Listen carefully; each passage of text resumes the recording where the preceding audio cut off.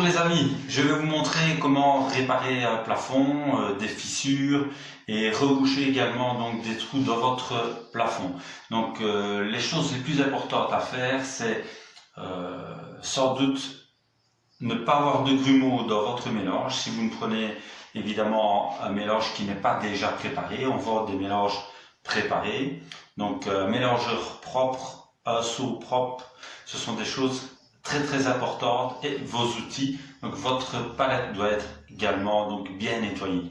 Alors je vous montre comment reboucher donc des fissures dans le plafond. Si vous voulez me suivre durant cette vidéo, donc c'est avec un grand plaisir donc que je fais cette vidéo. À tout de suite.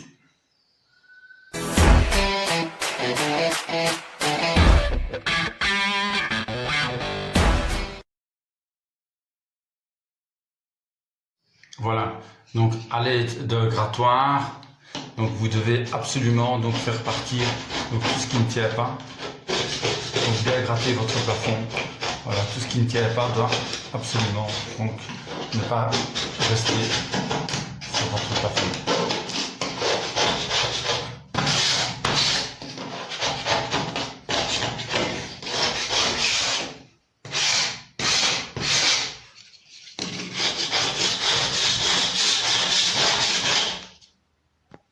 Voilà, vous pouvez également utiliser ce genre de palette. Donc si vous avez, donc ici vous pouvez voir que là, il y a énormément donc, de réparations sur ce plafond donc à faire. Donc s'il y a des grosses surfaces donc qui va demander plusieurs centimètres donc d'enduit, donc l'enduit ne va pas se faire en une fois mais en deux couches. Voilà, donc vous prenez un seau propre et ne faites pas des grosses quantités à la fois. Alors on va d'abord mettre l'eau et après donc nous mettrons le jouet donc que nous allons utiliser pour réparer les fissures. Voilà, mettez plus ou moins un tiers d'eau dans votre petit seau et alors on va y rajouter donc directement le mélange. Alors voilà un petit truc, donc votre mélange doit arriver plus ou moins donc à la moitié du seau par rapport à l'eau que vous y avez donc à l'intérieur. Donc je vais mélanger tout ça.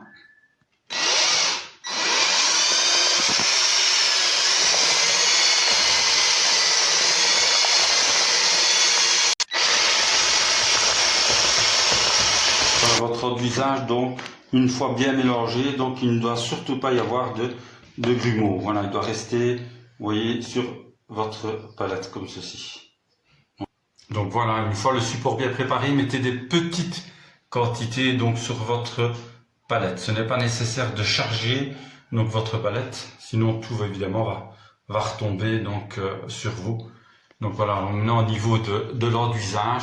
Donc mettez des petites quantités.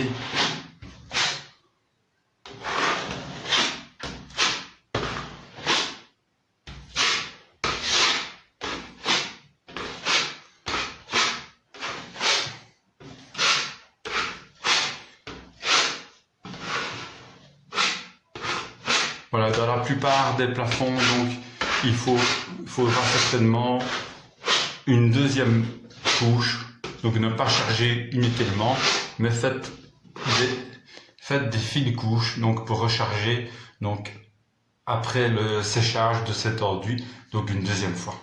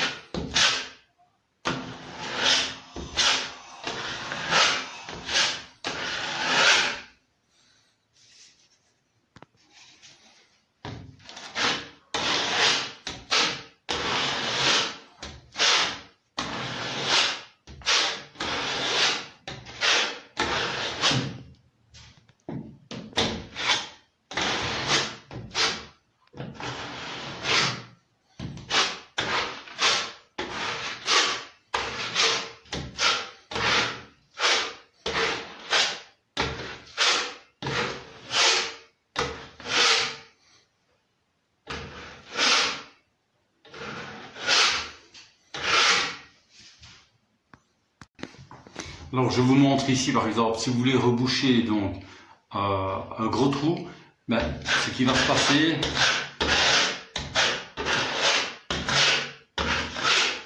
voilà.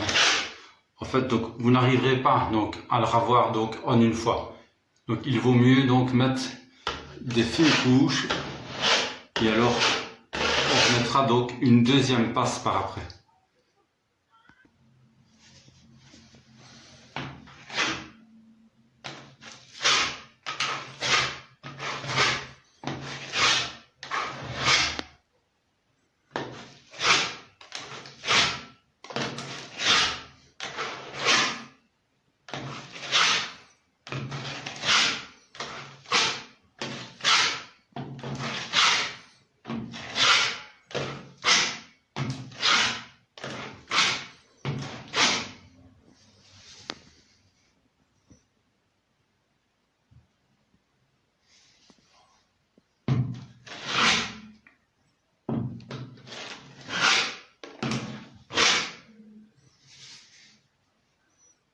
Voilà, donc j'ai mis une première passe, donc je vais attendre un certain temps de séchage, puis je mettrai une deuxième passe et alors on n'aura plus qu'à poncer un petit peu et à peindre.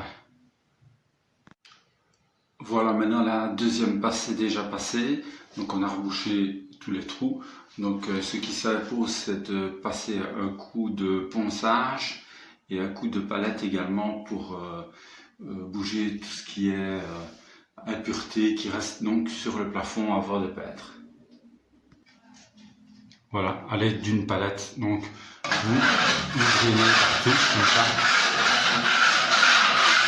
le plus gros.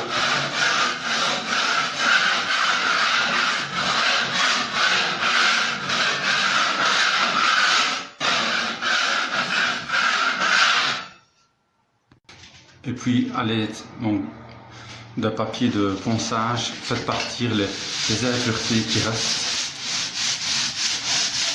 Donc surtout votre plafond.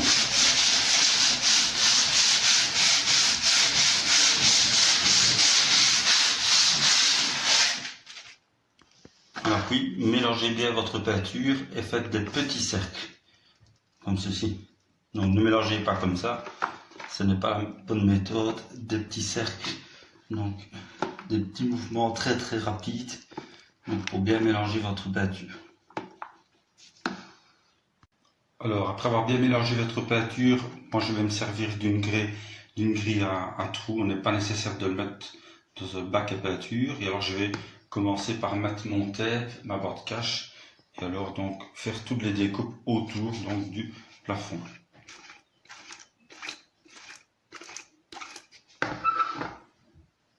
Voilà, j'ai mis mon tape donc légèrement plus bas, donc pour avoir quelque chose de droit. Mais ici on voit qu'il y a une fissure, donc je vous conseille de mettre soit de l'acrylique donc tout autour ou un joint à peindre style Sikaflex par exemple.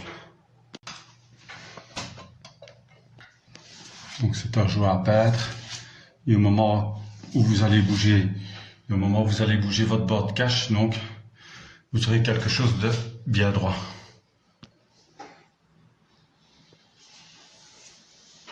Tout simplement l'écraser comme ça, tant que ça reste bien lisse. Voilà. Alors quand vous utilisez votre rouleau, donc c'est toujours prendre la peinture vers le bas et on va toujours vers le bas, comme ceci, ce mouvement-là. Et alors à l'aide d'un petit pinceau, donc vous chargez bien dans le coin, donc ne faites pas des mouvements aller-retour. Hein. Donc chargez bien et une fois comme ceci, vous chargez uniquement le coin, on fera le reste avec le petit rouleau. Alors ne mettez pas de silicone parce que le silicone lui donc n'adhère pas, donc la peinture n'adhérera pas dessus. Hein. Donc je remets ça en évidence, un mastic à peindre ou donc de l'acrylique. Alors faites toujours des mouvements croisés, vous allez rejoindre l'autre peinture, partez du milieu, voilà, vous croisez toujours votre peinture. dans un sens et puis dans l'autre.